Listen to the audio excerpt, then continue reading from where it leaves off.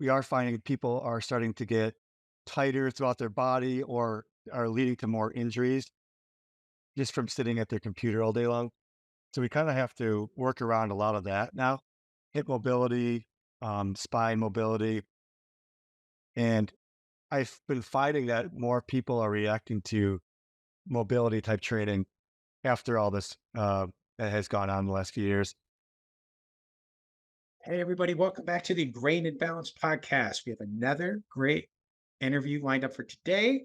It's actually with an old friend of mine. His name's Erik Marthaler. Erik's been in the game a long time as a personal trainer. He actually owns and runs a fitness center now with a bunch of different trainers, therapists, covering all different kinds of training methodologies, disciplines. He's going to bring some of their knowledge to the conversation today. Erik also is an elite athlete. He's trained for marathons, Ironmans. He's done it all. He's got a lot of wisdom to share. We're going to get into some interesting stuff relating to metabolic efficiency training. I don't even want to try to explain it. He's going to break it down and give you a little advice on what you can do to help burn fat more efficiently during your workouts, but also just while you're, working and trying to figure out your eating habits for the day, the week, so on and so forth. Okay. So without any further ado, let's get into it. First of all, to our listeners, I've been friends with Erik for I think around 20 years or so, Yeah, right? probably So Erik, 2002-ish, probably. yeah, Yeah. I used to be a personal trainer at a health club. I'm not going to mention back in the day. So he's been training a long time.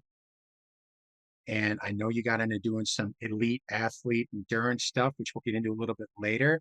So, with that said, I'm going to ask you a question we always love to ask this morning. What is something you try to do every day to get your day started? Can you tell listeners what that is?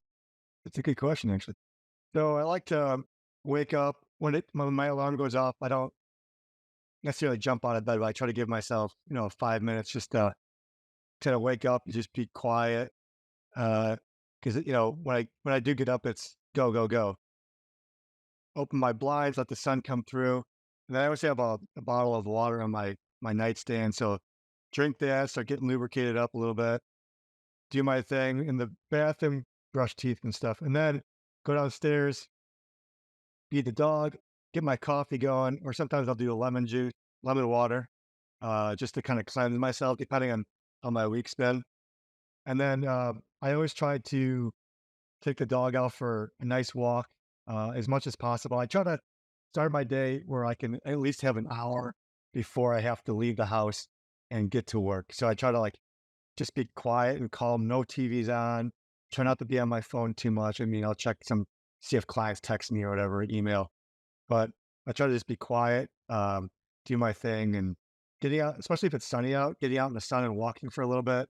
It's just a good way just to get the day going. So, and then I try, depending on what my day is looking like, I'll either do breakfast early if I have a jam-packed day like this morning, or if I know I can come home an hour later and eat, then I'll do that. I'm assuming you attribute that just to, maintaining balance so you're not starting with stress already on your shoulders to, deal with things on a better level. There's certain ways that Marty and I are a little different. Actually, it might be similar, Marty. It's just the actual time you do it is a little later than me, right? Well, so I will confess to a bad habit. Like, we always talk about good habits and we want to highlight our good habits. When I get up, almost the first thing I do is I grab a Coke Zero.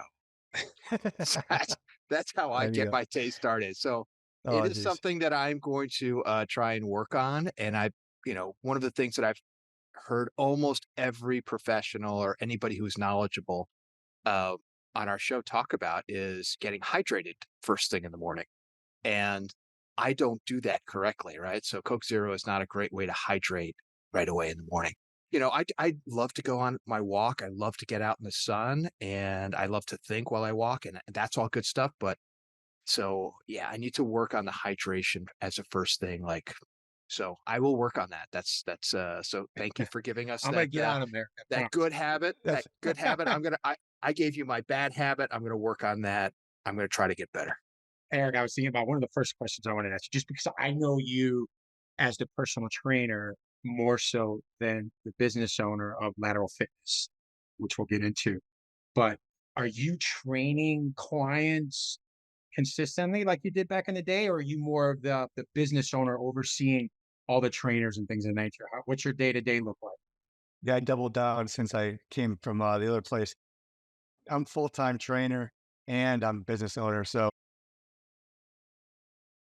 if it wasn't for me training, this place wouldn't be as successful just because I do bring in a lot of income when it comes to the training, but then also I want to obviously pay myself.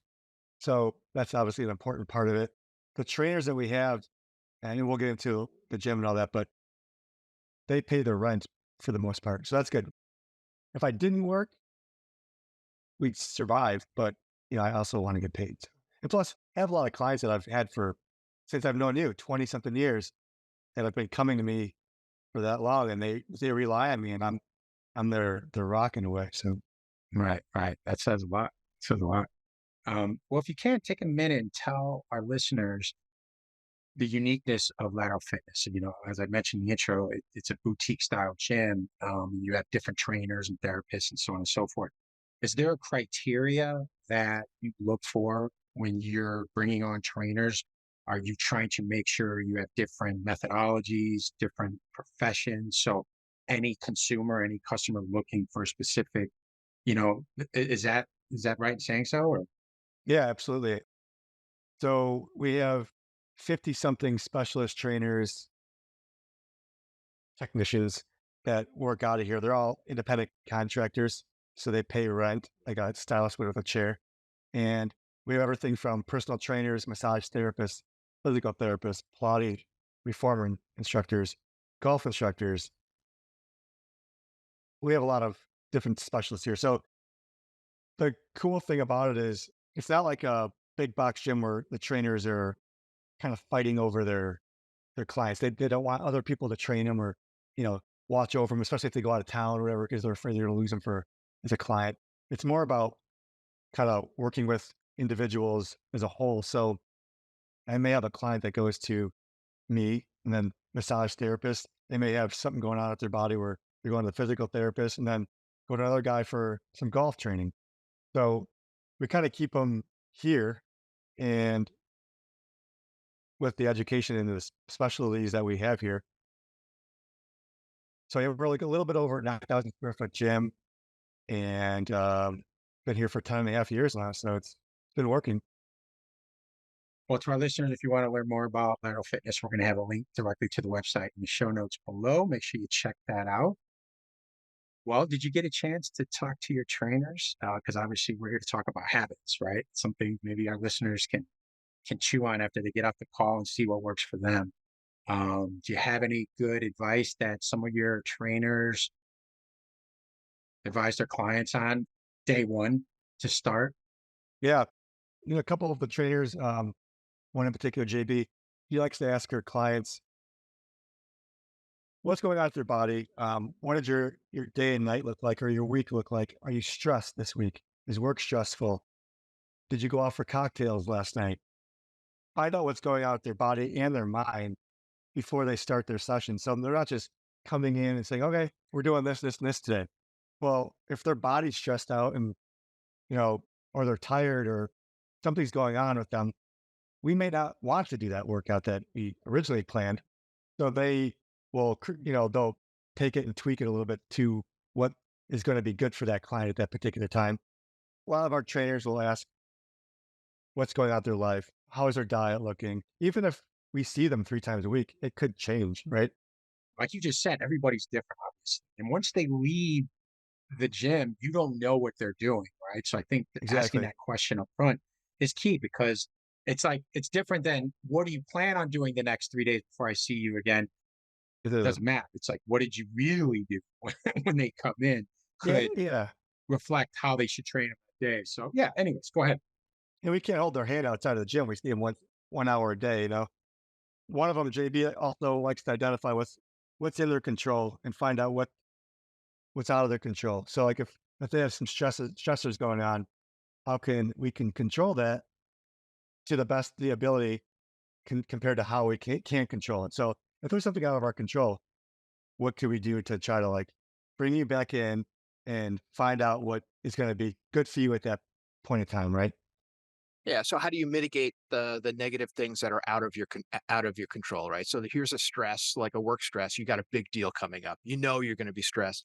There's no way to avoid it, right? You could Right, do right. everything right. You can do all the preparation. You're gonna be stressed. All right. So given that, so what other modifications do we have to do to your regular routine to acknowledge that hey, you're under like more stress than normal. So we Right. have to make sure that maybe you're taking more magnesium at night so that you know that you're getting good sleep. Maybe, who knows what it is. Maybe it's hydrating first thing in the morning so that you're getting ready to go. So yeah, that Yep. I mean that sounds great. Like really good stuff. To your point, they also may take them and bring them in. So say they relieve a little stress by doing an extra hard workout, or maybe it's the opposite where they need to lie on the mat and do more of a meditation session, right? Or stretching.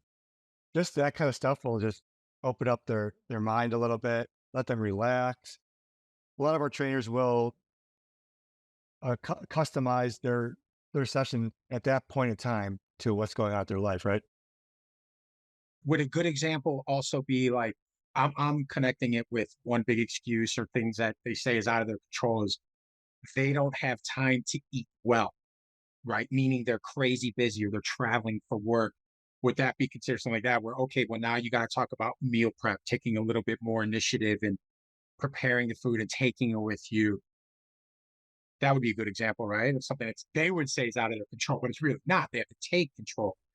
Right. Yeah, absolutely. And you can meal prep, like you said earlier, there's ready to drink protein drinks or bars Right. that they can bring with or whatever, Now, do you guys, you specifically as a trainer and the trainers at your gym, do most of them like recommend if they don't want to do it themselves? Like, is there a service or do you try to give them instruction on how they should meal prep themselves? Depends on the client. So some they're like, I don't want to be in the kitchen working. Yeah, maybe we'll hire someone to do it for them. Or there's all those services now with, Uber Eats and all that.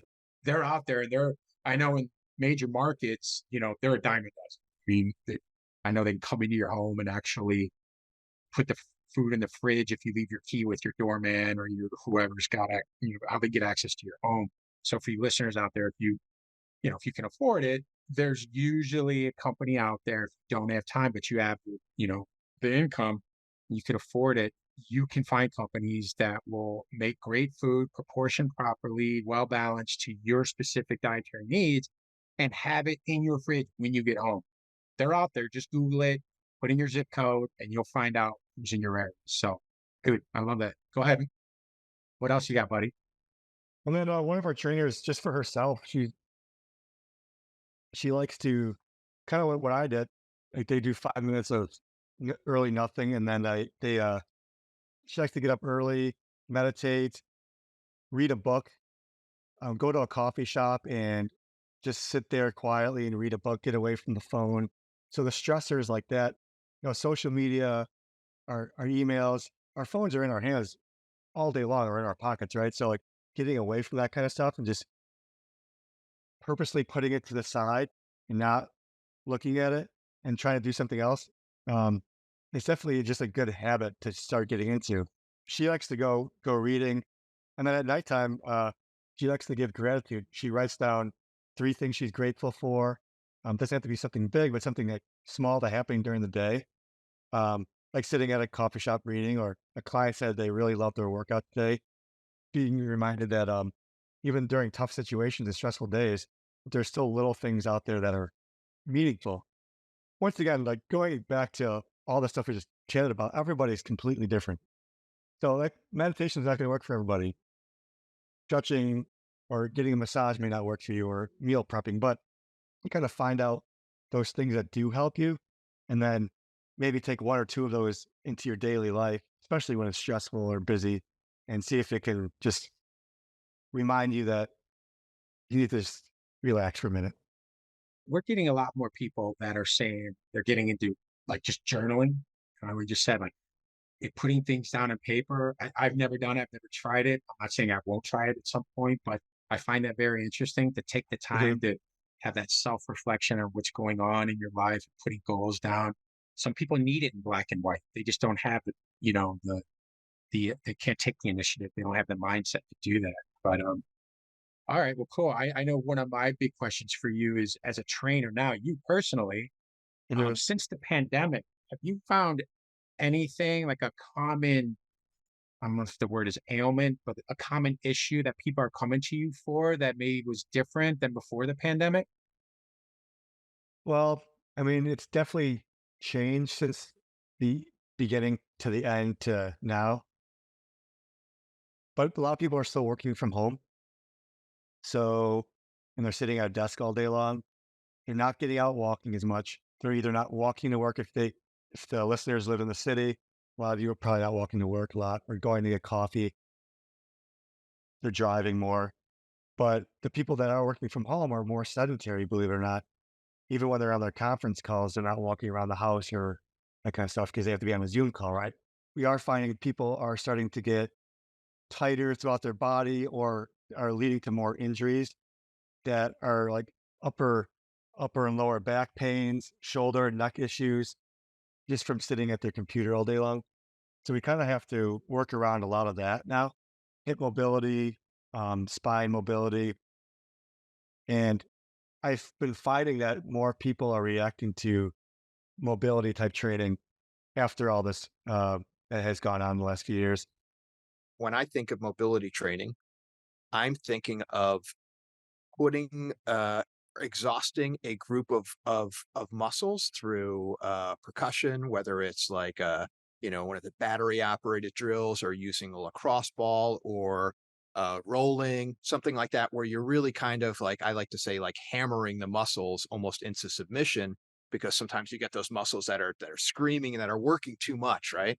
Is that kind of what you're talking about with mobility, or do you have a larger definition or a different definition? Like, what's your definition of mobility? Definitely the foam roller or the lacrosse ball and all that can come into play, right? Okay. But you can start as small as cat cow, so you're on your hands and knees and just arching your back and extension and flexion, right? And then bird dogs, you're lifting your arm and leg out. Those are some basic ones you can get into. But then we're talking about rotation stuff. So, on with the cable machine or a band, some rotation type exercises, moving the thoracic cavity and your hips and all that kind of stuff. Taking band work and hitting up on a door and even working range of motions. So, your arms are going in, can go in all different range of motions. Try to find those range of motions that you can get to. And you can either do isometrics with it or you can do quick work with it. But with the hips, that's like a tightness that a lot of clients are coming in with from sitting at their desk all day. Any kind of hip mobility, hip work, rotation of their hip, not just a squat or, a deadlift or something like that. You want to work it in different realms and areas. I have a little hack for my listeners out there. So I pretty much work at a desk all day, Zoom meetings all day. And about a year ago, I said, I've got to do something. I got to, sometimes I'll take a break for 10 minutes and walk around. I'm like, I don't want to take that many breaks. So I bought one of these little desk lifts, this little hydraulic standing desk that moves up for my standing height. And I think it costs maybe $60 or something like that. So every 30 minutes, I set my timer and I stand up for 30, I sit for 30, and I do it all day. And when I'm standing, I'm doing my little, I don't know if I'm going to call it butt lifts, but I'm kicking little leg kicks out. You know what I mean? And it Right. just gets the blood Right. flowing and it's great. Hmm. So if you're listening to this and you want to check it out, I'll put the link to the one I got. It's unbelievable. It's fantastic. It fits obviously my laptops and my other screens and everything on there. So yeah, so I think that's great. If you're going to be at a desk all day, I think being mobile, keep moving as much as you can is huge. So how about training styles? I know you're certified in a bunch of different things. Is there a different approach you do today that, as you're onboarding a new client that's different than what you did 15, 20 years ago? Well, I'm also 50, 20 years older. So Right, uh, right. I'm not, I'm not doing, you know, 2 or 3 plates on a chest press or 1,000 pound leg press anymore. Uh, it definitely has led to tightness and some injuries throughout the body. But back in the day, I used to bodybuild more.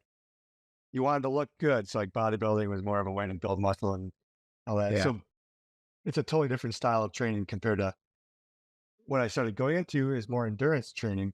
So I'm more of an endurance athlete. Do Right. half marathons, triathlons, duathlon. I was world You're still world competing? You're cha- still doing that? I'm not competing anymore. I kind of retired from that just because of I would train like 3 hours a day and then still have to shower, eat lunch, take the dog out. Like didn't have clients. And I didn't still have have to time for work. clients. Yeah. But with that being said, the whole style of training is different, right? So you're doing Yeah. more of your running and your intervals and your cycling. Your lifting can't be as heavy because you're gonna start getting tight, and you don't need a big chest to run.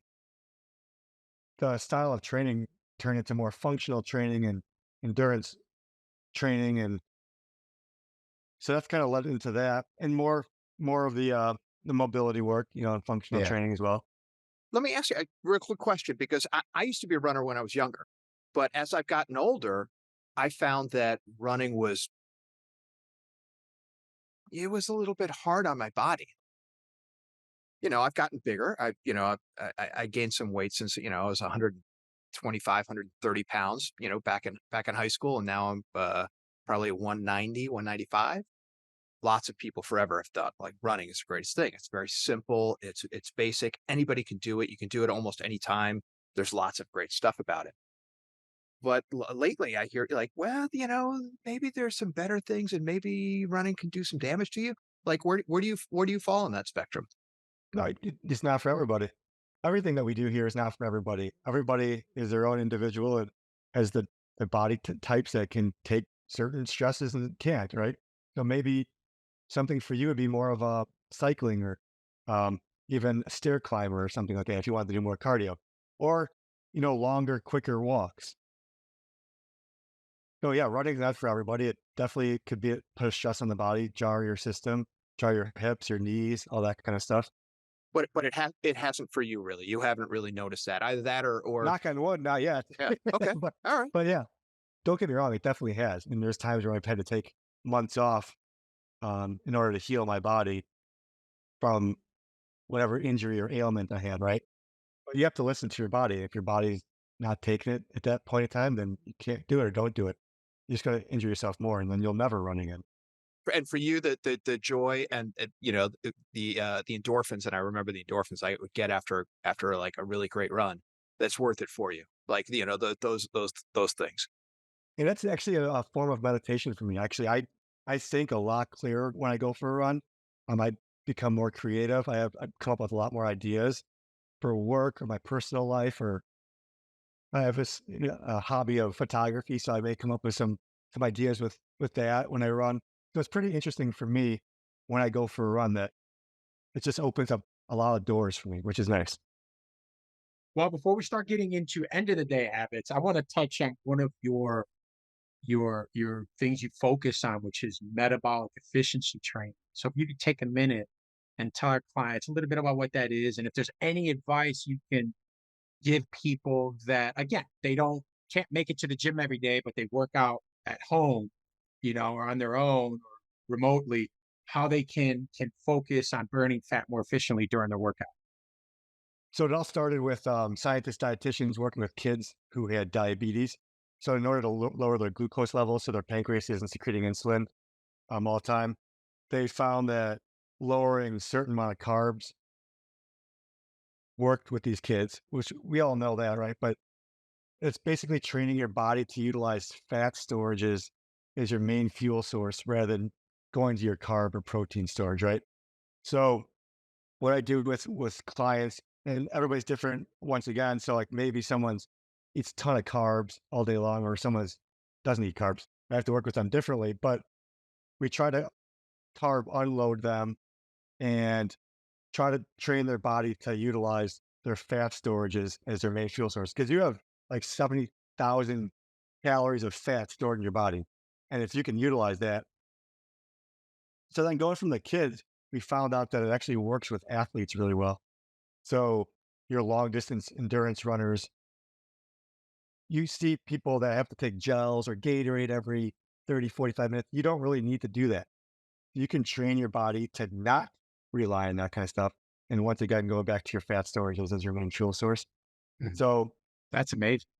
yeah, so even your ultra marathoners are doing this, and they're just like they're loading up on more fats during their meals and not as many carbs. Now, I'm not saying carbs are bad. Your good grains are obviously really good for you still, like your farro and your brown rice and that kind of stuff. But you may not have that in every single meal. So what we're training clients to do is have a 50-50 module. So basically, you take a plate, half of it is your proteins and fats. So basically, fats are going to come along with most proteins. So if it's animal based or even if it's plant based, there's a little bit more fats in those, like beans or whatever. So you have your fat and protein. That's one section, and the other side is going to be your vegetables and just vegetables and fruits. Okay, you can pile your vegetables up as high as you want because that's and there's not a ton of calories and they're really nutrient based for you. Your fruits, depending on what your activity levels are during the week or the month or how your training is going, you may or may not have more fruits during that time. And then we take that plate module 50-50. And let's say I'm training you, Lonnie, for a triathlon. You have a triathlon this weekend. All right, we're going to start throwing some more grains and good carbohydrates into that 50-50. So now you have 50% vegetables and fruit. And then you may break it off to like 80% protein and fat, and then maybe like 20% carbs. And then depending on how your week's looking, we may take some of that away, the carbs away, but ultimately you want the 50-50, right? So say you're in a restaurant and you can measure this kind of stuff out at home easily, but when you're at a restaurant, it's hard to base 50-50, right? So say you order something. What I usually tell people is eat your 50-50, wait 20 minutes. If you're still hungry, then you could add a little bit more. But don't just eat like let's say they give you a big bowl of pasta. I mean, that's gonna be like 80% carbs, right? My preconception was, oh, this is when you talk about teaching your body how to burn fat, you're talking about, oh, you got to have your heart rate at certain level, and you got to have. I mean, what I'm hearing from you is, hey, this is mostly about diet. The way to teach your body to burn fat, rather than is to reduce your let's call it the simple carbs, right? Vegetables are cool, but have more of a 50-50 between proteins and fats, and your body will learn to use those fat reserves.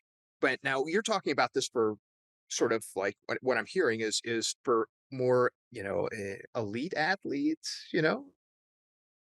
Most people who want to learn how to burn fat are just like me. It's like I could use, if I want to lose a couple of pounds around my belly, and I got some fat there. So how do I do that? That's most men over It's 35, right, Right, right, exactly, right. right.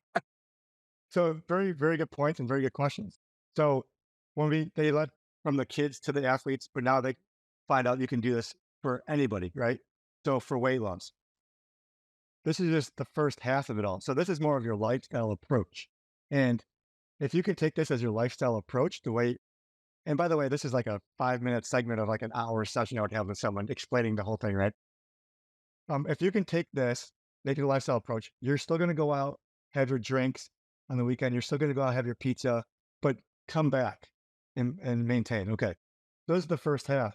If you do want to get more scientific about it and find out what your fat burning zone is with your heart rate, you can also figure that out too. Either some hospitals will have this, some gyms will have this, but you can do resting metabolic testing, which you're sitting there basically 20 minutes with the mask on, peaceful and quiet, not doing anything. And it calculates how much oxygen you're bringing in and out. And that's how many calories you're going to be burning in a 24-hour day. So say I burn 1,700 calories at rest. I need at least 1,700 calories. Yeah, I need 1,700 calories just to you're an maintain my life. outlier guy after 25 years of training like that. That's awesome. Yeah, yeah. So okay, so then you're going to go to the gym and burn 1,000 calories in a spin class, and um, so now you're negative, 1,000 calories, and let's say you only eat 1,700 calories a day. But we teach you how many calories you need per day, and then you can take a VO2 test, which is this third thing, and you're on a treadmill with a mask, and it's calculating the amount of oxygen at a different level of intensities, and it's finding out. Okay, so you started off with a resting heart rate of 60, and we got you all the way up to 160 on the treadmill. But with our calculations that printed out, it's finding that between 118 and 132 is your fat burning zone. That's like the magic zone of where you should be when you're exercising to burn fat calories. Why does that zone exist? What's so special about that zone? So the amount of oxygen that's coming through, the amount of that you're moving the fat cells around, you're going to start burning more of your carb and protein calories when you get outside of that zone. The common perception, and there's so much mixed messaging out there, right? In the last, I would say, 10 years on, I think this relates to this. When is the best time to work out? Or when is the best time to do your cardio? Is it before you lift or after lift as it relates to burning stored fat, right? Or is it better to work out in the morning or the afternoon? And I always touch on what's different for everybody. But again, as it relates to the metabolic efficiency training, if there was a simpler, just one line piece of advice that you would give to people that don't have that baseline testing done, what would be the simple advice to be? You may have to explore what's going to work best and where you start seeing the results if you can't get tested. But don't go in with a mindset that I'm going to use a spin class, for example, just because it's a high intensity and your heart rate's up there the whole time. You're basically not bringing it down a lot of times. So don't go in the mindset where like my heart rate's at 160 the whole time for the whole hour and I'm burning 1,000 calories. But I've seen people come out of those classes for a whole year and never lose a pound of fat. Yeah. Well, one, we don't know how they're eating and drinking outside of the gym. But Yeah. two, that may be too intense for them to burn fat. They may be outside of that fat burning zone. So Right. what I would suggest is start off a little bit slower where you're actually, it's almost an embarrassing walk run type thing. Let's say you're going into a run, maybe walk run. So your heart rate's staying in the one teens and see how that works for you. It's usually not going to be over in the 130s for most people, for people that are not, high intensity athletes or professional athletes. For the normal Joe out there, Jane or Joe, um, you may be in the one teens or 120s, and that may be your magic zone for burning fat. So you may have to like just bring it back a few steps in order to find what's going to actually work for you. It sounds like you're saying, hey, uh, the intensity is great, but maybe that's not the most important thing. And maybe you're actually going too intense. And what's more important is that consistency. So maybe dial back the intensity a little bit. And maybe you're going to dial up the duration or even better, the consistency probably. And you might get better results. It's good for your heart to go higher too. And you could do interval training where like we're going to run now. I'm gonna sprint for a quarter mile and then I'll bring it to a walk run. So you're bringing your heart rate up and down like this. Your average actually you may get to 160 and you may be down to 100, but your average may be 120, right? So that may be a good way to do it too. I've seen people have good results with that. But yes, to your point, Marty, it's true. Okay. If anybody out there wants to learn more about metabolic efficiency training, I'm going to have some links in the show notes here so you can do your own research because it can get scientific and what people need to get out of it's going to be different and what they're willing to do. So take it upon yourself, do your research. I might ask Erik to send me a little blog post or something like that. We could put on the page as well. So before we wrap up, end of the day, Erik, what are you doing to wind down at the end of the night to make sure you get a good night's sleep? Is there habits you do and what you advise your clients to do every day? Yeah, I open up a bottle of vodka and just down. Just joking. Oh, that's No, not the same Erik 20 years ago, bro. Come no, on. no. Kind of the same way as I started the day. I really want to just wind down and relax. So, and by the way, you could still have a cocktail or a glass of wine or something. It's not, something that's bad for you. As a matter of fact, there's some nutritious elements that come into play with it. But trying to get away from the off your phone again, especially if you're on your computer all day long or if you're working from your desk. Try to put all that stuff to the side, work to the side, turn your notifications off. That's definitely the common denominator we get, Marty, isn't it, with everybody? Screen time, at least an hour before bed, for many reasons. There's the scientific part that I've read some interesting stuff about the light, ultraviolet light that screens put off to your eyes that make it harder for your, if you want to say your whatever, falling asleep. Makes it take longer. But then it's just the anxiety and stress from, especially if you come across something negative in the news or whatever it is in social media. So there's all these different reasons why experts are saying, turn off your screens at least an hour before bed. So Yeah. I agree with that. How about when's If the last meal you eat? What time is that at? Yeah, so I try not to eat. I try to eat 3 hours or so before I go to bed, if I can. I try to go to bed around 10. Sometimes it'll be 10:30. So I try not to eat any later than 7:30 if possible. I do like to try to go for a walk again, just to kind of, digest some of that stuff. It's a relaxation technique for me with my dog. But I'll also even take a shower sometimes before bed, especially if I'm getting up early the next morning. And it just kind of just relaxes you and kind of calms you down a little bit. And then Cold water or hot water? I do hot. I do hot water. You hot? It's Yeah, Do yeah. you ever take a cold shower, ice shower? I did a cold plunge the other day, Did which you? is Yeah. Just that's randomly, something. or is that something you try to do periodic? I'm gonna start trying to do that now. Yeah, Yeah. yeah. Was that the first We'll time see. you did it? In quite a while. Yeah, yeah. Yeah. And Yeah. that Talked about it a little bit on the show. I know it's got its health benefits. I haven't done it yet. I've done the polar plunge here in Chicago, for that charity. But other than that, I mean, I was in for literally 3 seconds and ran right back out. But Marty, have you tried it yet since we talked about it on the show a few episodes ago? I have not, I confess. So